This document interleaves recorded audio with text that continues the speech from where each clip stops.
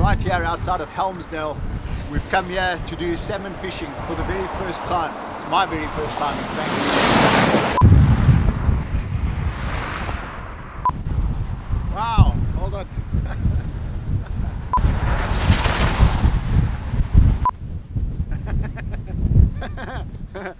Okay, let's start again.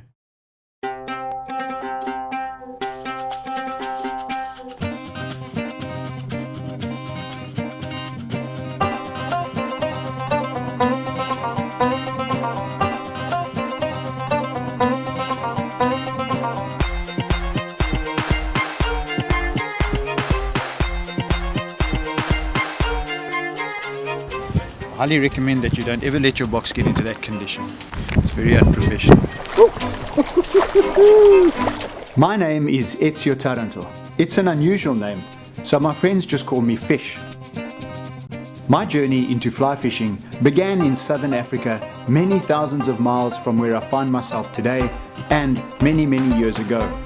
Every cast that I have made has laid the line out before me on this journey, and now I would like you to join me as we follow the line together.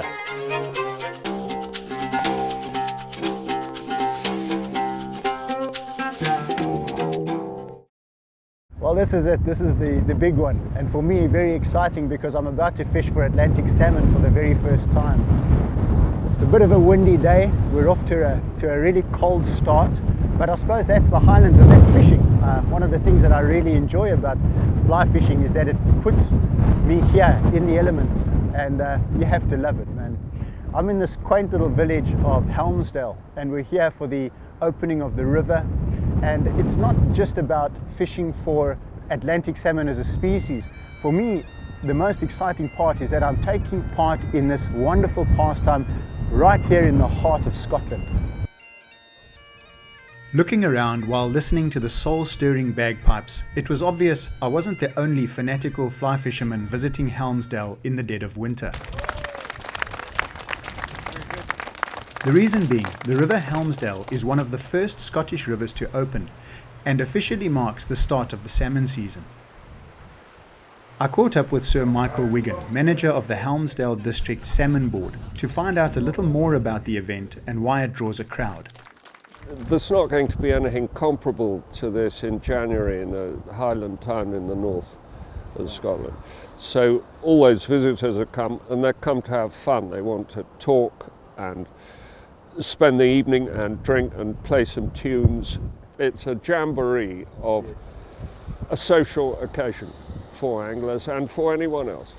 The silver tourist is as important as the biped tourist, and the two of them meet up on the River Helmsdale, which is a great Atlantic salmon river with a good stock of fish in it. The modern-day Helmsdale River opening has been running since the beginning of the millennium, but people have been coming here in pursuit of good fishing for a lot longer than that. This is the traditional first cast on the River Helmsdale, and Alistair is doing the honours. What a privilege to be part of this tradition. But with the formalities over and the river open, it was time to fish.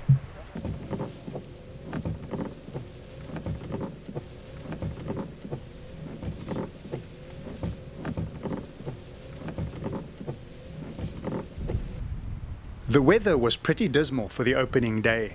A real test for any true fisherman. Sleet was coming down in buckets on the back end of a cold and driving wind.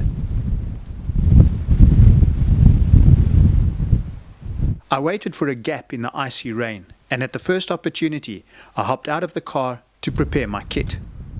I've basically followed my line, and it's brought me all the way here to Helmsdale, and hopefully to Atlantic salmon.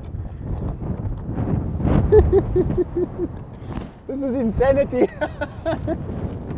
Only fishermen would be out in this weather. Oh! Only crazy fishermen would be out in this weather. Crazy indeed. And despite my best efforts to look like an accomplished salmon fisherman, in the end, I was glad there wasn't an audience to see my performance. So, after being bullied by the wind for around 20 minutes and getting tangled up in my line, I bowed out and for sanity's sake, I decided to come back the next day.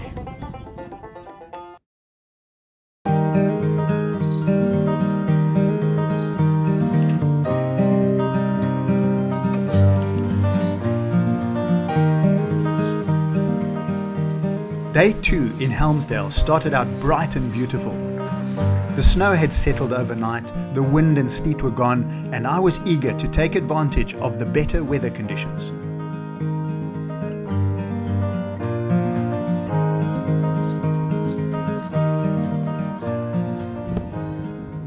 Salmon fishing is quite different to the fly fishing I'm used to, and I quickly realized that the 15-foot 10 weight I was using felt more like I was swinging a flagpole than casting a fly rod. I needed professional help, and I knew just the guy to go to.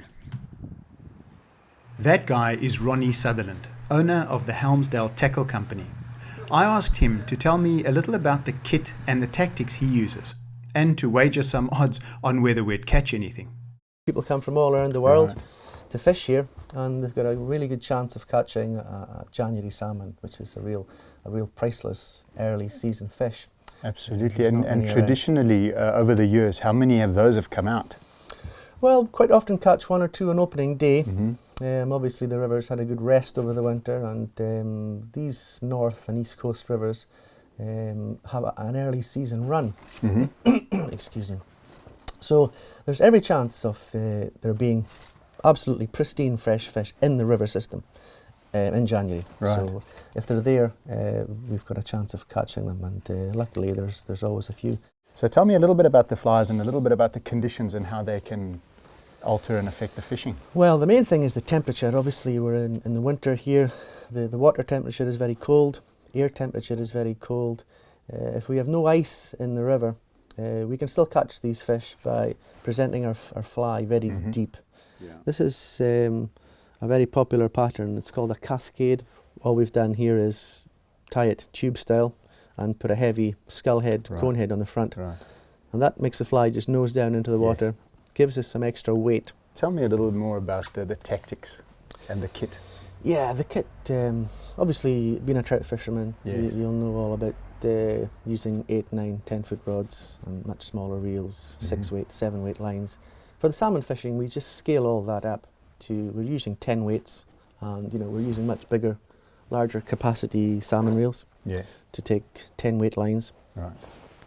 And the rods we're using to handle casting these large flies, we need to use 15 foot rods, 14 foot rods, double-handed salmon rods. And we just need that size of equipment to propel these flies comfortably.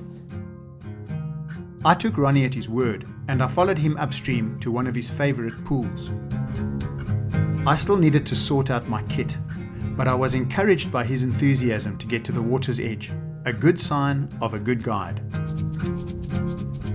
Wow, look at this magnificent snowfall that we've had. It's absolutely amazing. Weather chops and changes around here all the time.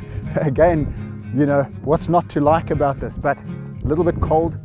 I'm definitely going to pad up a little bit, so bear with me.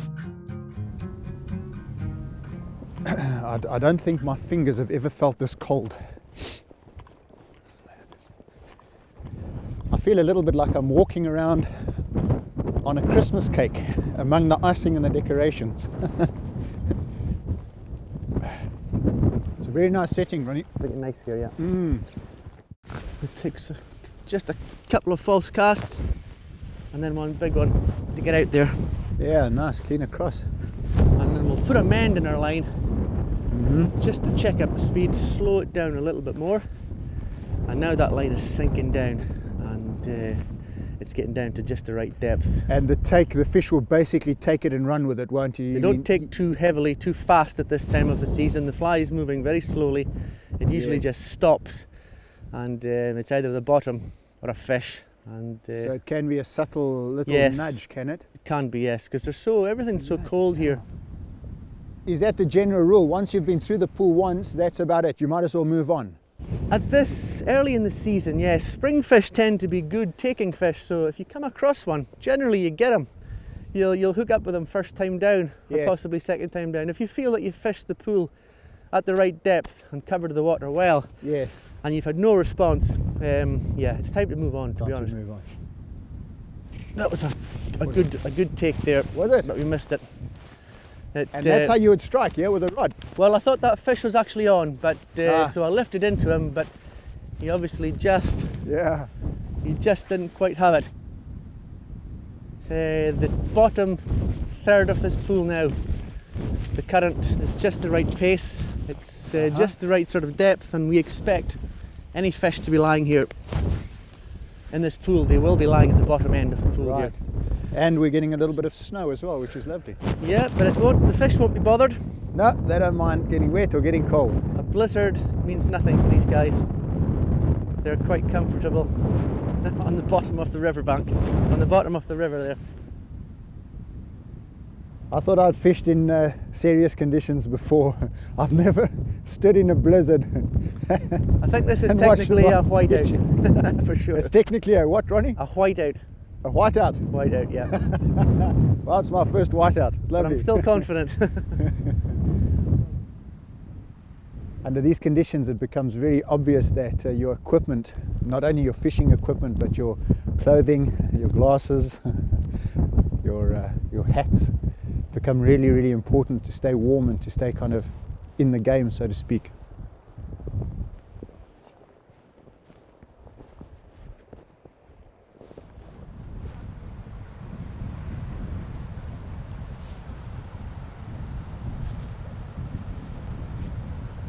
Okay, there we go, inside or not. So we're in here now. Are we in? Yeah. Woo, first salmon. Let's see what it is. Do you want to play it? Do I want to play it? Of course I want to play it. What a gracious host. Ronnie does all the work and I get the glory. I can bully him a little bit, can I? Yeah, you show him who's the boss. Alrighty. If it's a fresh fish, he'll be showing you who the boss is in a minute, probably, once he wakes up. But yeah, we can never tell. Never tell in this game. We don't see the fish very quickly, so this is the interesting part now. A lot of head shaking and he's staying quite low.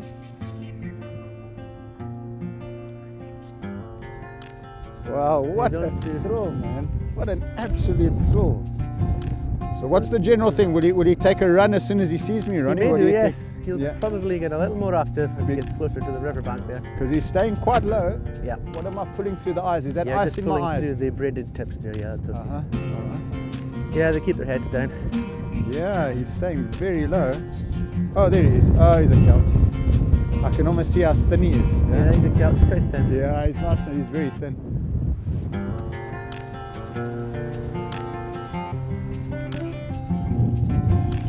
Oh, that's nice. There we go. Yeah, beautiful thing.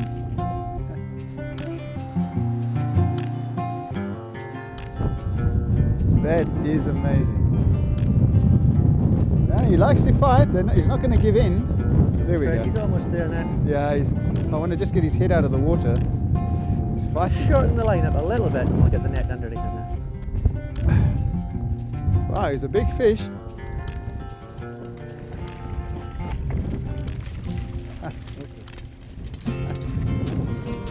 Lovely fish.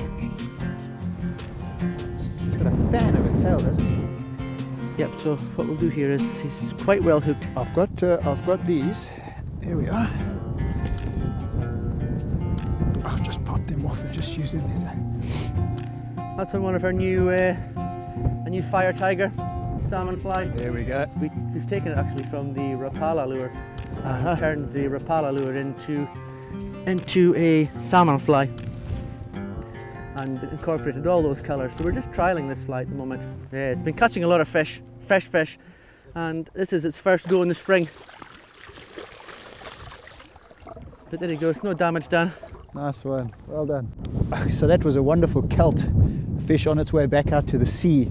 You could see by how thin it was, but it had an enormous tail, so it must have been a really big fish. It was like a fan of a tail. Beautiful creature. With the adrenaline flowing, we moved further upstream. The salmon we had just caught felt a bit like a team effort, and I was eager to experience the thrill of my own catch.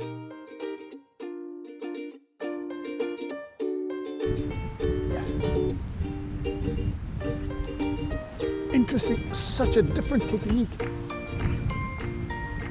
Okay, that's better. That's much better.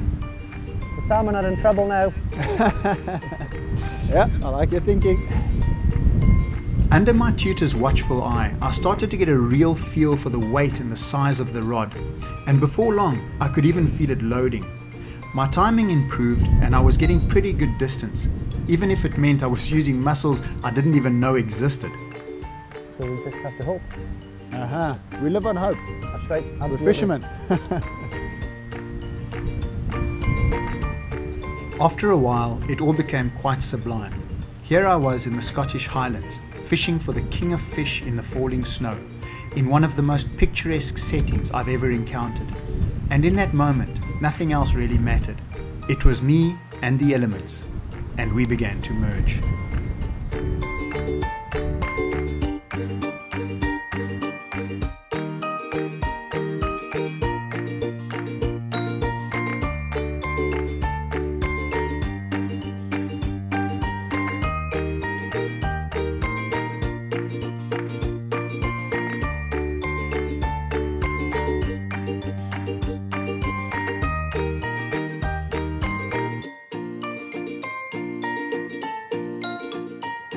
But it's really good to be indoors again, in the warmth with a nice hot cup of coffee. The weather outside has been a complete mixed bag. We've had everything from rain, snow, a lot of wind, and of course even some sunshine.